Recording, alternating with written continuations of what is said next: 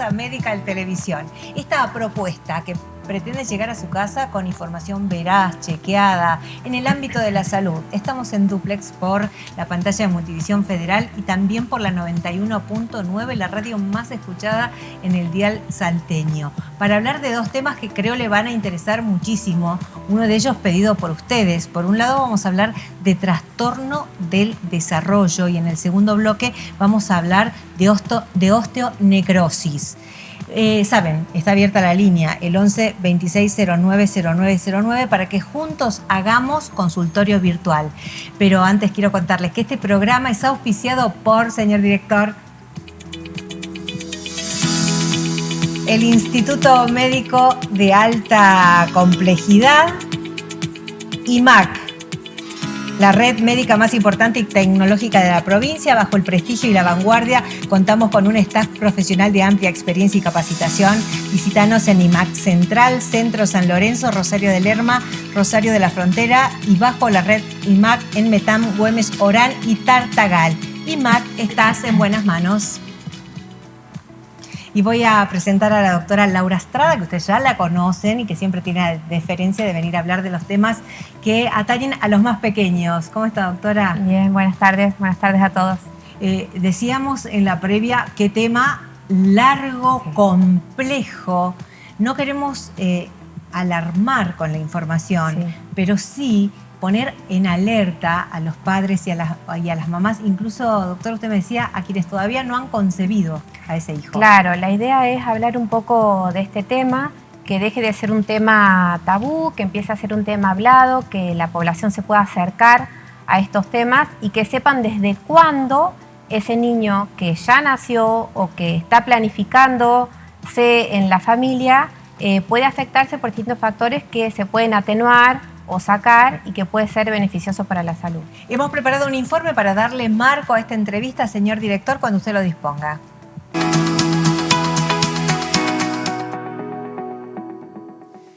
Los trastornos del desarrollo son una serie de condiciones que afectan el crecimiento físico, el comportamiento, la comunicación y el aprendizaje de los niños. Estos trastornos suelen manifestarse en los primeros años de vida y varían en su gravedad. Entre los más comunes se encuentran el trastorno del espectro autista, TEA, el trastorno por déficit de atención e hiperactividad, TDAH, y los trastornos del lenguaje y aprendizaje. La prevalencia global del trastorno del espectro autista varía, pero se estima que afecta entre el 1 y el 2% de la población mundial. Es más común en niños que en niñas, con una proporción aproximada de 4 a 1, es decir, los niños tienen 4 veces más probabilidad de ser diagnosticados con TEA que las niñas. El trastorno de déficit de atención e hiperactividad es uno de los trastornos del desarrollo más diagnosticados en la infancia. Según estimaciones globales, afecta aproximadamente al 5 al 7% de los niños en edad escolar. Aproximadamente entre el 5 y el 15% de los niños en edad escolar tienen algún tipo de trastorno del aprendizaje. La dislexia, uno de los trastornos del aprendizaje más comunes, afecta entre el 5 y el 10% de la población mundial. Los trastornos específicos del lenguaje afectan al 7% de los niños en edad preescolar, lo que puede influir en su rendimiento posterior. Se estima que entre el 1 y el 3% de los niños menores de 5 años presentan retraso global del desarrollo, afectando áreas como el lenguaje, las habilidades motoras y sociales. Según la Organización Mundial de la Salud, aproximadamente el 15% de los niños a nivel mundial tienen algún tipo de discapacidad y los trastornos del desarrollo representan una parte importante de esta cifra. Los trastornos del desarrollo suelen ser más prevalentes en regiones con menos acceso a atención médica y educación especializada, donde la intervención temprana puede ser limitada. Estas estadísticas subrayan la importancia de la concientización, el diagnóstico temprano y el acceso a servicios de intervención para apoyar a los niños y sus familias. Doctora Estrada, hemos leído una serie de publicaciones de los últimos tiempos que relacionan los trastornos del desarrollo con el desarrollo tecnológico o el avance de la tecnología. Como profesional médica, ¿encuentra algún punto de contacto? Sí, primero decirte que el desarrollo normal es una serie de pautas que los niños van adquiriendo a medida desde que nacen e incluso intraútero. Y esas pautas van adquiriendo, tienen un patrón, digamos, que los niños deben seguir más temprano o más tarde, porque recordemos que el desarrollo normal, el desarrollo típico, como nos gusta decir a nosotros, no normal o anormal, tiene mucha flexibilidad, es muy flexible, o sea, hay un abanico amplio entre un niño y otro y los dos caen dentro de lo normal. Por ejemplo, es lo que hablábamos hoy, de que un bebé puede caminar a los 10 meses y ser un deambulador precoz, digamos, y puede haber un niño que tenga 1 año y medio y que esté empezando a caminar y también ser normal. Entonces, los hitos del desarrollo tienen su flexibilidad y por eso es importante conocer al niño en particular.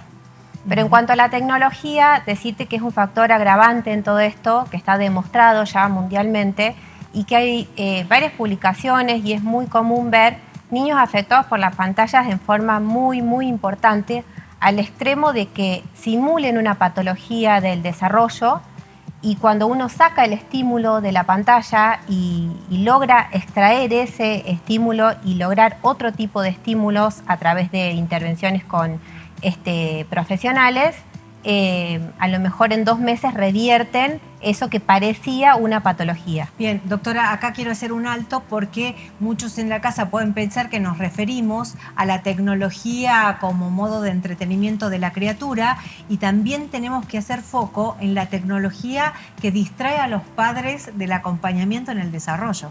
Sí, yo creo que acá hay que entender que el desarrollo, un factor primordial para que el desarrollo sea sano y normal, es que el niño tiene que estar estimulado de manera adecuada y tiene que tener esa interacción social y el medio ambiente y la estimulación social y del lenguaje verbal y del lenguaje no verbal es fundamental para un buen desarrollo. Por ejemplo, si nosotros en el consultorio nos encontramos con una mamá analfabeta, es un alarmante y es un determinante de que ese niño ya va a tener una alteración en el desarrollo si nosotros no intervenimos sobre la madre. Entonces, por más que ese niño sea escolarizado, si la mamá es analfabeta, tiene altas tasas de desarrollar alguna alteración en el desarrollo del niño. Entonces, en ese extremo podemos ver un abanico de posibilidades de que los padres no estimulen al niño por múltiples causas. Por causas culturales, por causas de tiempo, por las pantallas. Doctora, ¿esto quiere decir que si tenemos padres con condiciones especiales, padres con, por ejemplo, problemas de visión, audición, de desplazamiento y demás, deben consultar por el normal desarrollo de ese niño? Ese niño tiene que tener los estímulos suficientes para poder desarrollarse. O sea, la neurona se desarrolla siempre y cuando tenga un estímulo previo. Entonces, si el estímulo no existe, esa neurona probablemente no se desarrolle bien o no se desarrolle al 100%. Por lo tanto, lo que hay que saber es que siempre que haya una condición que no sea la esperada para el desarrollo del niño, sea cual fuere, porque obviamente que el abanico de posibilidades es inmenso, hay que consultar. Una recomendación es que los pacientes tienen que tener su médico, su pediatra de cabecera. Hay veces que los trastornos en el desarrollo tienen un patrón muy grosero y la mamá consulta porque se da cuenta la mamá que el niño no se está desarrollando bien. Y hay otras veces que los trastornos del desarrollo, los retrasos, son muy sutiles y ahí tiene mucha intervención el conocimiento que el profesional tenga sobre la familia y sobre el niño. Ahora, cuando se detectan directamente en el colegio, cuando los chicos ya están escolarizados, sí. ¿Podemos decir que es demasiado tarde? Nunca no? es tarde, pero siempre hablar de la plasticidad neuronal y de que hay periodos críticos en el neurodesarrollo. Por eso hablamos varias veces ya de este tema que son los 1000 días de vida, que son periodos críticos en el neurodesarrollo en donde son más vulnerables a las noxas, o sea, a las cuestiones ambientales que puedan ser negativas como las pantallas, porque recordemos que hay niños que empiezan a comer con una pantalla. Entonces, sacar la pantalla, obviamente que nosotros estamos conviviendo en un ambiente con pantallas, ¿no es cierto? Sí. Y no podemos evitarlo. pero alejarlo lo más que podamos, el mayor tiempo que podamos de las pantallas es lo ideal.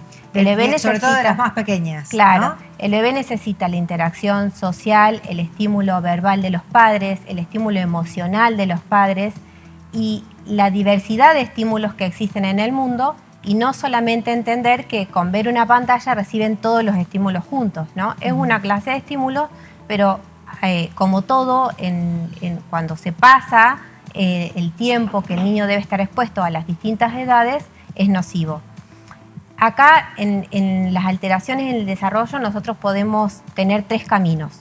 Un camino es el retraso en el desarrollo, que puede ser en un área o más. Cuando hablamos de retraso en un área, puede ser un área particular, por ejemplo, el lenguaje. Y cuando hablamos de 2 o más áreas del desarrollo afectadas, hablamos de un retraso global, cuando hablamos de una patología. Pero hay veces que hay retrasos que son normales o esperables y uno puede decir, bueno, la verdad que este niño en todas las otras áreas, o por ejemplo en el lenguaje, que es un punto clave en nuestra culturalidad, porque hay culturas en donde la deambulación es muy importante, por ejemplo, y son niños que estadísticamente caminan antes que en otras culturas. En nuestra cultura el lenguaje es muy importante, entonces las consultas porque el niño habla poco o no habla son extremadamente frecuentes en el consultorio. Entonces entender que el lenguaje tiene muchas partes y que el lenguaje verbal es una de las partes del lenguaje, por ejemplo, también da la pauta de que por ahí puede hacer un retraso en el lenguaje transitorio y que con una estimulación adecuada, porque por ahí uno tiene que indagar, ¿no es cierto? Vos le lees a tu bebé, verbalizás con tu bebé, cuánto tiempo pasás con el bebé, con quién está el bebé en la casa, y cuando uno va entrando en la situación familiar se da cuenta que a lo mejor ese bebé no está tan estimulado en la parte del lenguaje como creemos, ¿no es cierto? Después tenemos el otro camino, que es la regresión en los patrones del desarrollo. Entonces, cuando nosotros vemos que un bebé había adquirido una pauta del desarrollo, por ejemplo el contacto visual, y a los meses vemos que esa mamá consulta porque el bebé no hace más contacto visual, esa es una indicación para que esa mamá consulte de manera inmediata con el especialista. El punto de pivote o central en todo esto y que va a organizarla a esa mamá es el pediatra. Bien. ¿Tá? El pediatra es el que conoce a la familia y el que va a organizar de qué manera se va a estructurar esa mamá que tiene que consultar. Ahora, doctora, antes de llegar al pediatra, voy a recordar que estamos con el 11 26 09 09 09, abierto a cualquiera de las consultas que usted quiera hacerle llegar a la doctora. Pero antes del pediatra, cuando el bebé todavía está en la panza y todavía no elegimos el pediatra, ¿el accionar de la mamá puede influir en estos trastornos del desarrollo? Sí, puede influir. Y acá hablamos de dos o tres cosas fundamentales. Primero, el control integral del embarazo, que es obligatorio, pero que muchas veces no se cumple en tiempo y forma por distintos factores. Tenemos que convencer e intentar entender que los controles, sea la edad que sea, son fundamentales para el desarrollo de ese ser que está en el útero.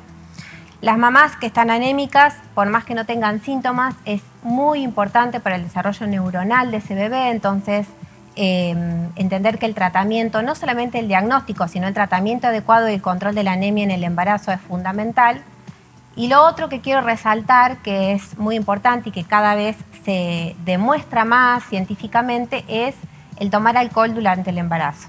Porque muchas veces tenemos, en lo popular está el alcoholismo malentendido o mucha cantidad y que toma un traguito que no hace nada. Claro. Y está demostrado científicamente que no se sabe cuánto es el alcohol que hace mal. Bien. Entonces, el síndrome de alcoholismo fetal es un abanico muy amplio de modificaciones que va desde una cosa casi inaparente hasta un síndrome muy grave. Ahora, ¿cuánto alcohol y qué lo determina? No se sabe. Por lo tanto, el alcohol en el embarazo es 0 en todas las etapas del embarazo. Por eso la planificación del embarazo es tan importante, porque si no, nosotros sabemos que en las primeras etapas nosotros desconocemos en nuestro estado, salvo que estemos en una etapa de inseminación o que estemos en una etapa muy, muy buscada, si no desconocemos. También el ácido fólico y la suplementación que nosotros tenemos que saber, y la alimentación que siempre hacemos hincapié durante el embarazo y durante estos periodos que son críticos para el desarrollo desde el minuto cero de la concepción. Porque recordemos que todo neurodesarrollo empieza desde las primeras etapas del embarazo. Perfecto. Nosotros tenemos ya consultas para hacerle a la doctora. Habíamos quedado con la doctora en no avanzar demasiado en detalles que tengan que ver con esta problemática o estas afecciones, porque puede variar mucho de un paciente a otro. Pero yo le transmito los llamados de la gente, señor director, cuando usted lo disponga. Tengo un niño de 2 años y 6 meses, dice Paola. No habla, solo dice palabras sueltas: agua, mamá, papá. Tiene una hermana mayor de 7 años que habla un montón y él no aprende. El pediatra dice que puede ser vago. En realidad es como hablábamos puntualmente del lenguaje anteriormente, el lenguaje tiene muchas partes, no es solamente lo expresivo o lo que el paciente hable en el momento. También considero que la consulta dentro del consultorio pediátrico, que son pocos minutos, para evaluar el neurodesarrollo no es lo más adecuado.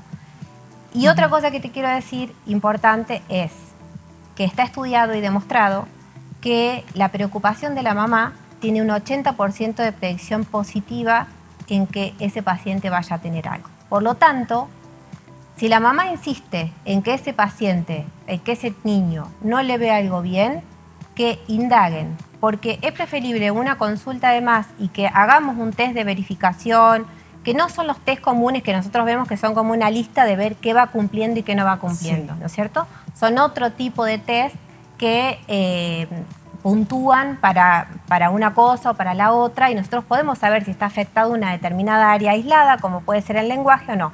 ¿Y a qué vamos con tratar de hacer el diagnóstico? ¿Para qué nos sirve a nosotros? A nosotros profesionales nos sirve para entender que ese paciente va a necesitar una terapia adecuada para poder insertarse mejor y desarrollarse mejor socialmente. No es cuestión de poner una etiqueta solamente.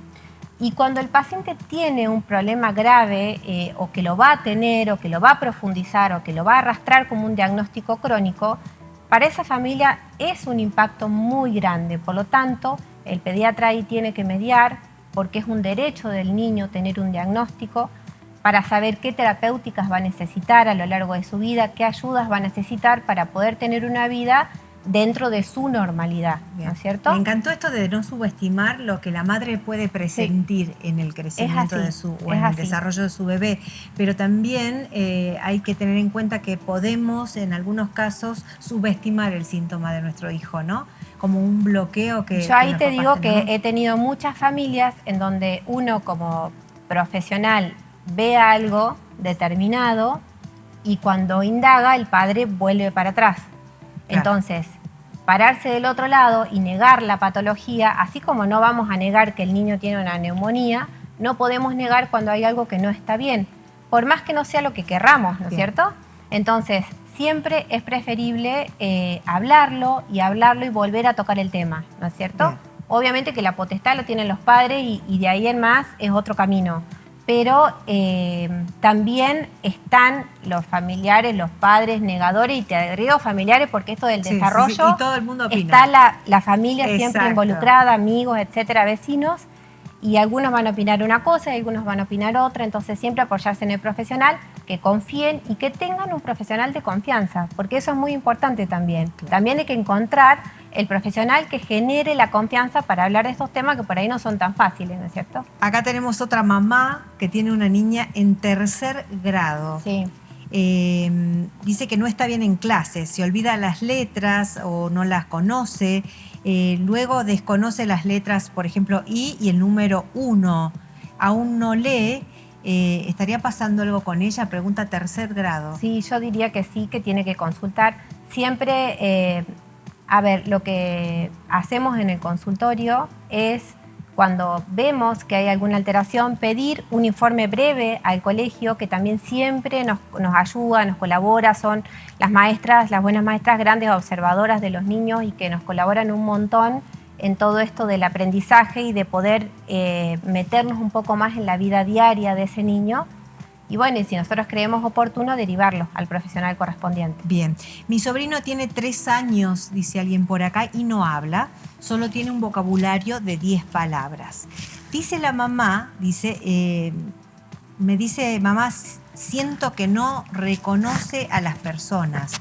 Lo habla, no presta atención, tira los juguetes y de vez en cuando tiene un aleteo en las manos. Si bien, bueno, dejó los pañales, el pediatra dice que está todo bien, convive con muchos adultos. ¿Hay algún estudio que permita detectar yo creo si hay un que en problema? ese niño hay que hacer una intervención, hay que derivarlo al profesional correspondiente, hay que hacerle los test que nosotros habitualmente no hacemos los pediatras, sino que se hacen en esta clase de casos. Recordemos que es un trabajo multidisciplinario que puede estar guiado por el neurólogo o por por el equipo multidisciplinario en sí, y que va a arrojar si ese niño tiene alguna patología o no, pero a los 3 años yo creo que es conveniente ya intervenir. Bien. Otra televidente dice acá, quería consultar cómo sé si mi hija tiene autismo. La maestra dijo que veía signos que la diferenciaban de los demás niños. Consulté con pediatra, psicopedagoga, psicóloga, me dijeron que está bien, solo que no habla, tiene algunas palabras, es sociable. Le hablo y me entiende, le doy órdenes y lo hace, tiene contacto visual, entonces no sé qué hacer, cuál sería el consejo para esta mamá. Si la mamá tiene la preocupación, y volvemos a lo mismo, en la escuela le llama la atención porque la maestra ve algo distinto. La maestra ve algo distinto. Evidentemente la mamá también, por lo que dice en el mensaje. Si está esa preocupación, hay que intervenir. No necesariamente tiene que ser una patología o como autismo o como un síndrome de Asperger o una patología en sí, sino puede ser alguna cosa aislada del lenguaje, por ahí si no tiene afectado otras áreas. Pero el punto es, como te decía recién, el poder intervenir en el área que corresponda para que ese niño mejore y pueda insertarse, porque si no, por ahí son niños que nosotros vemos que, digamos, tienen bien otras áreas, pero van fallando en el colegio, se quedan de año. Entonces hay otros niños que tienen más afectado el área social y lo sufren por ese lado. Entonces hay que ver obviamente que con un mensaje no se puede hacer un diagnóstico, ¿no? Claro. Pero yo creo que puntualmente la mamá no tiene que dejar de consultar. Y en última instancia hay herramientas objetivas que son esta clase de test, que yo te digo que no son test de pesquisa, sino son test diagnósticos, en donde realmente es una herramienta objetiva que tienen los profesionales para puntuar o no puntuar para una patología. ¿Está? Doctora, acá hay una pregunta que me parece muy buena. Pregunta si el padre es el que toma alcohol, ¿puede incidir o no en los trastornos que planteó en el principio? Es una muy buena pregunta, Nora. Te cuento por qué. Se está estudiando ahora, hace muy poco tiempo, que el gameto masculino, estamos hablando preconcepcionalmente, ¿no es cierto? El gameto masculino deja una impronta más importante que el gameto femenino en el ADN. Entonces, tanto el alcohol en el padre como el alcohol en la madre tienen consecuencias sobre el desarrollo que vaya a tener ese feto posteriormente. Entonces, es muy importante, incluso se está estudiando qué intervenciones se pueden hacer en la parte masculina, preconcepcionalmente hablando, tanto como se hace en la parte femenina, porque nosotros sabemos que la madre toma hierro, toma ácido fólico, se cuida todo, y el padre. Exacto. Entonces se está viendo hoy en día qué intervenciones en muchos países ya está súper en estudio y se están viendo los mecanismos moleculares ya de todo esto que te estoy hablando, porque está demostrado que el gameto masculino, que estaba muy poco estudiado, tiene que tener tiene injerencia en todo el material genético que le deja ese feto. Qué importante, doctora, planificar la familia y planificar también con quién vamos a formar una familia. Es un tema, por supuesto, en el que no nos podemos meter y que es muy, pero muy delicado. Bueno, pero que si nosotros tomamos distancia de la problemática, sobre todo en esto de los trastornos del desarrollo, es algo que le tenemos que decir a nuestros hijos o a los más jóvenes, piénsenlo 2 veces, ¿no? El tema es, en la adolescencia, el embarazo adolescente, vos sabés que es un problema grave. Sí, claro. no solamente porque es embarazo adolescente, sino porque es un embarazo de alto riesgo y es un embarazo que muchas veces no está planificado, por lo tanto no está cuidado desde muchos puntos de vista. Son bebés que después pueden tener alto riesgo por un montón de patologías y por la prematurez, que también tiene incidencia en todo esto.